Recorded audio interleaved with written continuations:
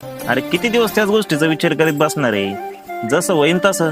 अरे पोटचा गोळा आहे, कोणता बाप सहन करणार आहे? 2 वर्ष झालं पोरगा आथुरणाला खेळू नये आणि तू म्हणतो जसं होईन तसं. तू एक काम कर, नवरात्र चालू आहे, यज्ञसेनी देवीचं दर्शन घेऊन ये, पडम फरक. अरे जिथं डॉक्टरने हात टेकले तिथं देव काय करणार आहे? तू एक सांगू राहिला मला. अरे जिथं दवा काम नाही करीत तिथं दुवा काम कर. चल तुला यज्ञसेनी मातेच्या मंदिरात घेऊन जातो. मंदिरात जा तुम्ही, मी थांबतो बाहेर पायरीवर.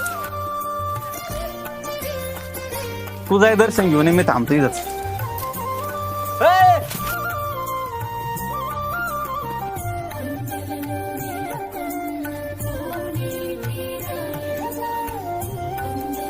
मुदगलेश्वर एक पोरग मोबाईल घेऊन पळालो.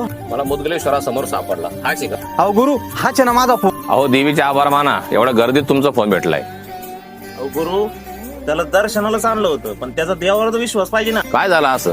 गुरु, त्याचा मुलगा आजारी हो. अरे ही तर नवसाला पावणार देवी आहे, जा दर्शन घे. अरे चंद्रसेन राजाच्या मुलाचा आजार देखील देवीच्या कृपेने बरा झालाय. कस काय?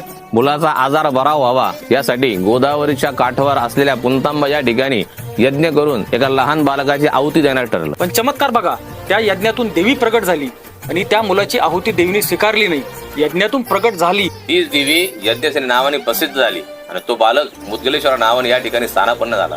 काय चमत्कार! तुमचा मोबाईल पण तिथेच सापडला. तुम्ही जा, देवीचं दर्शन घ्या, तुमची मनोकामना अवश्य पूर्ण होईल.